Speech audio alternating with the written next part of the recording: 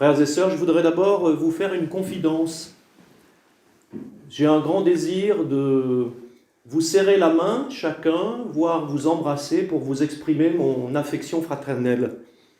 Mais voilà, je ne peux que deviner vos visages sans les voir. Mais en fait, j'ai une deuxième confidence, peut-être plus sérieuse d'une certaine manière. Lorsque nous avons célébré ici, dans cet oratoire, la veillée pascale, habité par toutes ces craintes de cette épidémie redoutable, un peu fermé dans ce lieu, j'ai été très marqué de percevoir que Jésus nous rejoignait, qu'il était là au milieu de nous. C'était un peu comme si je le voyais. Je ne l'ai pas vu, rassurez-vous, mais vraiment touché. Et sans doute que ça rejoint votre expérience. Cet évangile que nous venons d'entendre, eh bien, figurez-vous qu'il est vrai. C'est vrai. Et non seulement c'est vrai, comme une histoire du passé, mais c'est vrai aujourd'hui.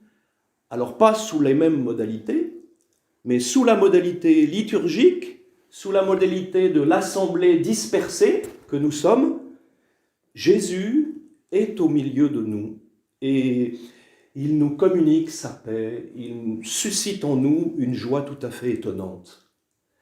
Alors je vous propose de regarder ce que peut nous apprendre cette figure de Thomas.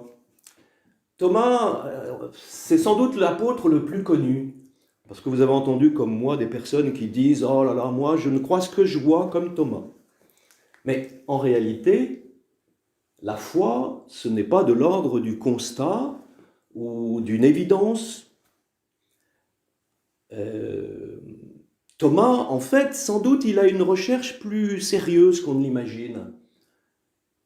Parce qu'en fait, dans l'Évangile, Thomas, c'est un apôtre qui est très impliqué. Peut-être vous vous souvenez, le jour où on a lu l'Évangile de Lazare, eh bien, Thomas, il est prêt à partir avec Jésus en Judée, rejoindre Lazare, quitte à mourir avec Jésus.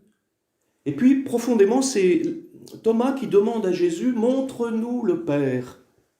Vous voyez, Thomas, je pense que c'est un chercheur, c'est quelqu'un qui veut vivre sur du solide. Et donc, il n'est pas prêt à donner son crédit à n'importe quelle parole, fût-elle celle de ses amis apôtres. Et avouons-le quand même, reconnaissons que c'est un peu inouï.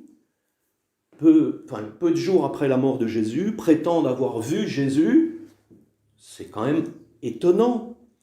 Et Thomas, en fait, pour lui, mettre la main dans le côté de Jésus, c'est la garantie que ce que disent les apôtres n'est pas une illusion, mais que c'est vrai. Et c'est très beau parce qu'on perçoit la miséricorde de Jésus à son égard. Un enfant disait, la miséricorde, c'est la corde par laquelle Dieu vient nous hisser vers lui.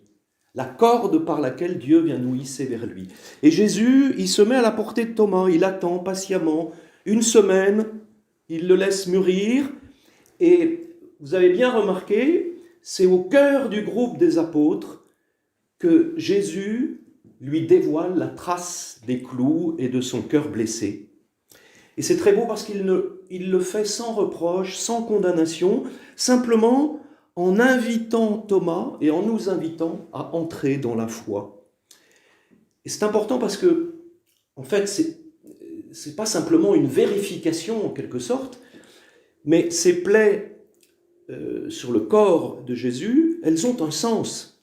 Alors, j'interprète. Jésus ne dit pas tu vois un peu ce qu'ils m'ont fait sur la croix ? C'est du joli. Mais en réalité, il dit plutôt tu vois jusqu'où je t'ai aimé.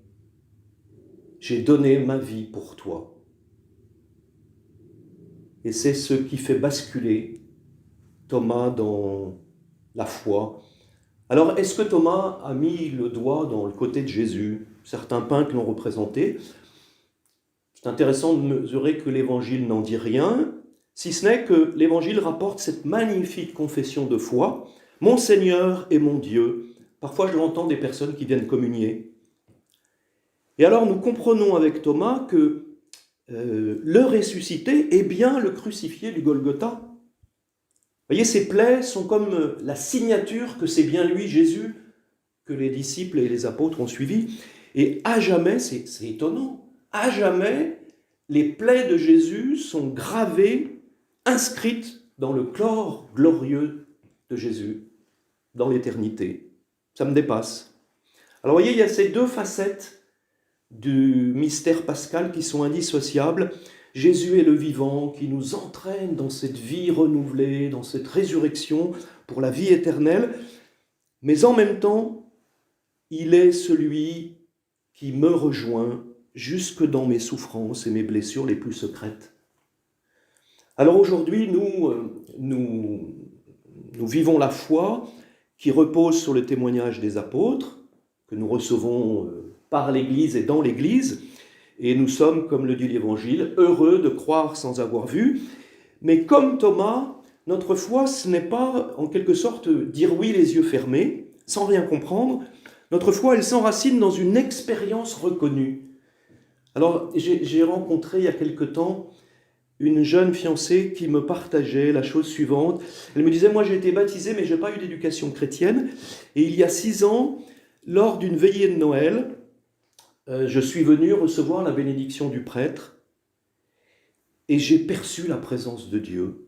Une paix immense, une joie étonnante m'a envahi et j'ai compris que Dieu était là avec moi et ma vie en a été transformée. Vous voyez, le Seigneur nous rejoint au cœur de l'Église comme il a rejoint Thomas au cœur des apôtres. Alors la deuxième piste que je voudrais explorer avec vous, c'est précisément de prendre conscience que ce dynamisme de la résurrection se déploie à travers le temps au cœur de l'Église et par l'Église. Vous voyez, au soir de Pâques, quand les apôtres sont réunis, il leur donne la paix, il leur montre ses plaies, cela suscite la joie, mais tout de suite, après leur avoir donné une deuxième fois la paix, il les envoie. Et il situe leur mission dans la continuité de sa mission. Comme le Père m'a envoyé, moi aussi je vous envoie. Et aussitôt, il souffle sur eux, il leur donne l'Esprit Saint. Vous voyez, la mission, elle est inscrite dans l'expérience de la résurrection.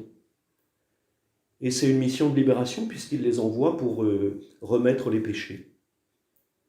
Alors de fait, c'est intéressant de voir que dans Saint Jean, le don de l'Esprit qui constitue les apôtres comme l'Église, comme le cœur de l'Église, est simultané à l'expérience du ressuscité.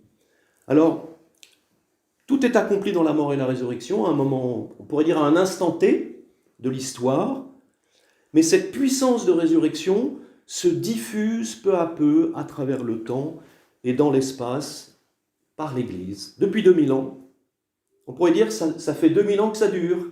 C'est magnifique. Alors, un témoignage nous est donné dans la première lecture que nous avons entendue, dans les Actes des Apôtres. C'est cette première communauté, peut-être un peu idéalisée. Vous avez remarqué, on n'emploie pas encore le mot « église », mais le mot « frère ». Les frères, c'est le nom de l'Église, le premier nom de l'Église. Et puis on dit que tous les croyants vivaient ensemble, pour bien souligner que si la démarche de foi ne peut être que personnelle, parce que c'est un « je » qui répond à un « tu », mais en même temps, elle est constitutivement une démarche communautaire. La communauté, le groupe auquel j'appartiens, les frères et sœurs, sont partie intégrante de mon expérience de foi. Et puis à 2 reprises, on a l'expression chaque jour, les frères étaient réunis pour la prière, pour l'Eucharistie, la communion fraternelle. Chaque jour, le Seigneur adjoignait les nouveaux chrétiens. Vous voyez, à travers le temps, un déploiement. C'est la communion fraternelle aussi qui attire des nouveaux chrétiens. Un théologien, Urs von Balthasar, souligne un point qui me paraît vraiment à la fois très simple, mais essentiel. Il dit, les croyants, à propos de cette communauté, les croyants comprennent que cette communauté n'est pas formée par eux-mêmes sur un plan purement humain, ce n'est pas un club, mais qu'elle est une fondation du Seigneur. notre existence trouve sa source dans le Seigneur lui-même. Alors voyez, je suis très frappé de mesurer que nous faisons cette même expérience aujourd'hui. Nous sommes dispersés sans nous voir et nous en souffrons. Et pourtant, nous reconnaissons que Dieu travaille en nous, qu'il façonne une communion fraternelle plus profonde, plus intense, plus vraie. À travers les messes retransmises, comme aujourd'hui, cette semaine, la louange que l'on a vécue tous les matins, les relations téléphoniques, les rendez-vous par Skype ou autres techniques, voyez, Dieu travaille nos cœurs et nous fait grandir dans la fraternité. Voici ce que dit une personne parmi vous. C'est étonnant à quel point ces rendez-vous quotidiens avec le Seigneur, plus fréquents que d'habitude en raison du confinement, m'ont apaisé, ramené à l'essentiel. Et puis elle donne plusieurs exemples. Plus d'attention vers mon mari, essayer de renouer un dialogue plus serein avec ma fille, des coups de téléphone à mon père et à ma marraine âgée en leur partageant mes prières pour eux, pour d'autres personnes seules.